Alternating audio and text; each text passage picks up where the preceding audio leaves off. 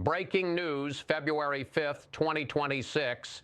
And what I'm about to reveal will send shockwaves through everything you understand about American power, because in the last 72 hours, something absolutely unprecedented has occurred inside the Pentagon that nobody saw coming. This isn't about foreign threats. This isn't about overseas conflicts. This is about a domestic power struggle so severe that the United States military has done something it almost never does. It has drawn a constitutional line in the sand, and that line is aimed directly at containing what defense officials are now privately calling an existential threat to the chain of command itself. If you think this can't happen in America, if you believe our institutions are too strong to fracture, you need to pay attention right now, because we are witnessing in real time the moment when the Department of Defense stopped treating political pressure as background noise and started treating it as a national security emergency. What emerged from the Pentagon at 9:45 this morning wasn't a typical press release. It wasn't bureaucratic language designed to say nothing. It was a deliberate, carefully crafted statement that legal experts are calling the most constitutionally significant message from military leadership in modern American history. The statement was only 3 sentences long, but every word was chosen with surgical precision. Our allegiance is to the Constitution of the United States and to lawful orders issued through the established chain of command. We do not respond to requests that arrive through unofficial channels or that lack clear legal authority. We serve the American people, not political personalities. That statement landed like a bomb in Washington, because everyone who understands how the Pentagon operates knows they don't issue messages like that casually. The Department of Defense doesn't do moral theater. It doesn't engage in political posturing. It doesn't issue public rebukes for entertainment. When military leadership speaks in explicit constitutional language, it means someone has crossed a line so dangerous that silence itself has become a threat to national security. According to sources inside the Pentagon who spoke to reporters under condition of anonymity because they fear retaliation, the statement came after a late-night emergency meeting on February 3rd involving the highest levels of military leadership, civilian defense officials, Pentagon legal counsel, and national security advisors. The meeting lasted 4 hours, and the discussion was described as intense, focused, and alarming. What triggered that emergency gathering wasn't a single incident. It was a pattern of escalating pressure that began in mid-January and has intensified dramatically in the past 2 weeks. Sources describe a coordinated campaign of informal requests coming from outside the official chain of command, requests that started small and grew progressively more aggressive, more explicit, and more dangerous. The initial contacts reportedly began around January 15th, when individuals closely connected to Trump's political operation started reaching out to mid-level Pentagon officials. The requests seemed innocuous at first: requests for routine briefings on military readiness, inquiries about equipment availability, questions about contingency planning procedures. But according to multiple sources, the nature of those inquiries changed rapidly. Within days, the requests became more specific and more troubling. Questions about troop deployments near major American cities, inquiries about legal authorities for domestic military operations, requests for intelligence assessments on civilian political organizations and protest movements, questions about command structures and who controls what assets under various emergency scenarios. When those initial inquiries were politely deflected by mid-level officials following standard protocol, the pressure escalated immediately and dramatically. The calls started coming from higher-level political operatives with closer connections to Trump himself. The tone shifted from polite requests to increasingly aggressive demands. and the implicit message became impossible to ignore. Remember who will be running this place soon. Remember who signs your next promotion. Remember that loyalty is noticed and disloyalty has consequences. That's when senior Pentagon leadership realized this wasn't routine political pressure. This was a systematic attempt to establish unofficial channels of influence over military assets and operations. And that triggered alarm bells at the highest levels of the Defense Department. According to sources familiar with the emergency meeting, Pentagon lawyers presented a legal analysis that was described as devastating. The pattern of requests, when examined collectively, suggested an attempt to bypass constitutional civilian control by creating informal command relationships that would allow political operatives to access military resources without going through lawful channels. In plain language, it looked like an effort to turn parts of the military into a political instrument answerable to Trump personally rather than to the constitutional chain of command. And that is precisely the scenario that every military officer is trained to recognize as a threat to the republic itself. The decision that emerged from that 4-hour meeting wasn't a dramatic declaration of resistance. It was a cold procedural firewall. No engagement with any request that doesn't come through official channels with clear legal authority and documented constitutional basis. No informal coordination, no politically framed operations, no ambiguity whatsoever. And because Washington operates on information and silence breeds speculation, the decision was made to issue the public statement this morning to make the boundary crystal clear and publicly visible.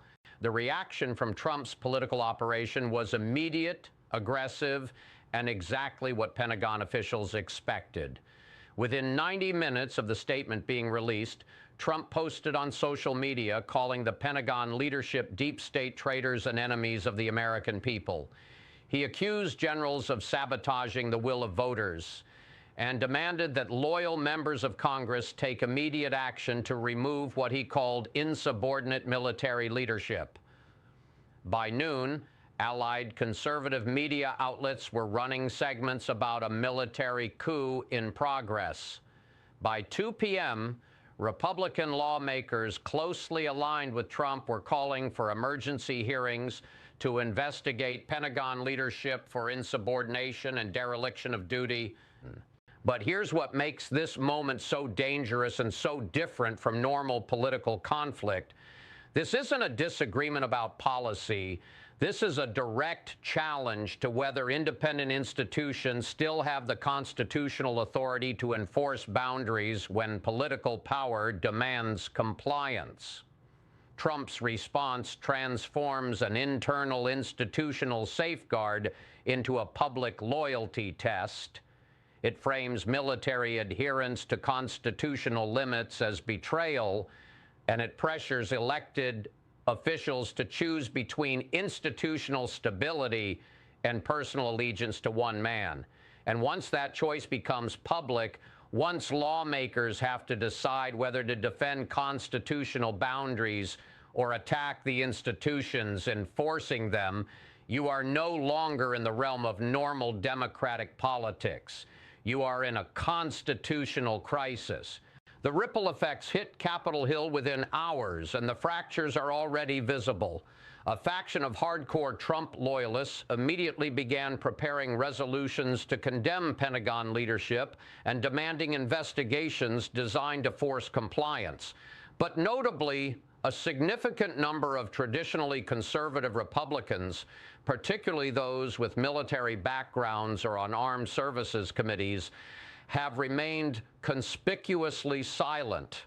And in Washington, that silence is deafening because it signals uncertainty, discomfort, and an unwillingness to publicly defend actions that they privately recognize as constitutionally problematic. According to congressional sources, bipartisan staff from the Senate Armed Services Committee have already reached out to the Pentagon requesting private briefings on the situation. That's significant because it indicates that at least some lawmakers understand this isn't about partisan politics. It's about whether the military can maintain constitutional boundaries without being destroyed politically for doing so. Sources describe conversations happening behind closed doors, where even some Trump allies are quietly expressing concern about the precedent being set, not because they oppose Trump, but because they understand that a military responsive to informal political pressure rather than lawful orders is a national security catastrophe waiting to happen, regardless of who holds power. Meanwhile, other federal agencies are reportedly treating this situation as a containment emergency. According to sources in the intelligence community, there has been a quiet but noticeable tightening of information security protocols, increased monitoring of communications for any signs of attempts to recruit active duty personnel into political activities, and heightened security postures at key federal facilities. This isn't visible to the public, it's not announced, but it's happening because professional security officials recognize that when the military draws a constitutional line and gets attacked for it, the risk of further escalation and potential violence increases dramatically. Internationally, allied governments are watching this unfold with what diplomatic sources describe as deep alarm. America's military credibility is the foundation of global alliances and deterrence frameworks. If allies begin to perceive internal instability in U.S. command and control structures, they start contingency planning quietly. They don't announce it publicly, they don't interfere, but they adjust their strategic calculations because their national security depends on American institutional stability, and adversaries are watching too. Russia, China, Iran, North Korea, they are all monitoring this situation closely because domestic political chaos in the United States creates opportunities for them to test boundaries, to probe weaknesses, and to advance interests while American attention is focused inward. Financial markets have also begun reacting. Defense sector stocks showed unusual volatility this afternoon as institutional investors processed the implications of a public confrontation between military leadership and the incoming political establishment. Markets hate institutional uncertainty, and what's happening right now is uncertainty at the highest level of American government. This is why the Pentagon's statement this morning represents what analysts are calling a point of no return moment. Not because the military is seizing power, but because the military has publicly stated it will not move outside constitutional boundaries regardless of political pressure. That's the firewall. And once that firewall is visible and under attack, the political figure being constrained has limited options. Trump can escalate rhetorically, and he clearly is, attacking generals, demanding loyalty, calling for punishment. He can attempt legal pressure, filing suits, or claiming the Pentagon is refusing lawful orders. He can push Congress to investigate and punish defense officials. But every option carries enormous risk, because the more aggressively you attack military institutions for enforcing constitutional limits, the more you confirm that your goal is personal control rather than lawful governance, and that alienates crucial constituencies, including veterans, institutional conservatives, and moderate voters. What we're witnessing on February 5th, 2026 is a system testing itself. Both sides are now locked in. The Pentagon cannot back down without abandoning its constitutional obligations. Trump cannot back down without appearing weak to his base. And the country is forced to watch as this confrontation unfolds with three possible outcomes. One, containment, where the boundary holds, Trump shifts focus to other battles, and institutions quietly reinforce safeguards without further public rupture. Two, prolonged paralysis, where Trump keeps escalating, Congress remains split, and governance becomes impossible as institutions spend all their energy defending themselves. Three, direct confrontation, where Trump attempts to force compliance through extra-constitutional means, triggering formal investigations, legal battles, and potentially unprecedented constitutional procedures to protect the chain of command. None of these paths is clean. All of them damage public trust. The question isn't whether there will be consequences. The question is whether the damage will be survivable. And the answer depends entirely on whether enough Americans, including enough elected officials, understand that what's at stake isn't partisan advantage. What's at stake is whether institutions can still enforce boundaries when power becomes personal. The Pentagon didn't draw this line to oppose Trump politically. They drew it because someone tried to use the military for purposes that violate constitutional limits. And they determined that complying would threaten the republic itself. That's the moment when democracy stops being a normal political contest and becomes a test of whether the guardrails still function. And right now, those guardrails are being tested like never before in modern American history.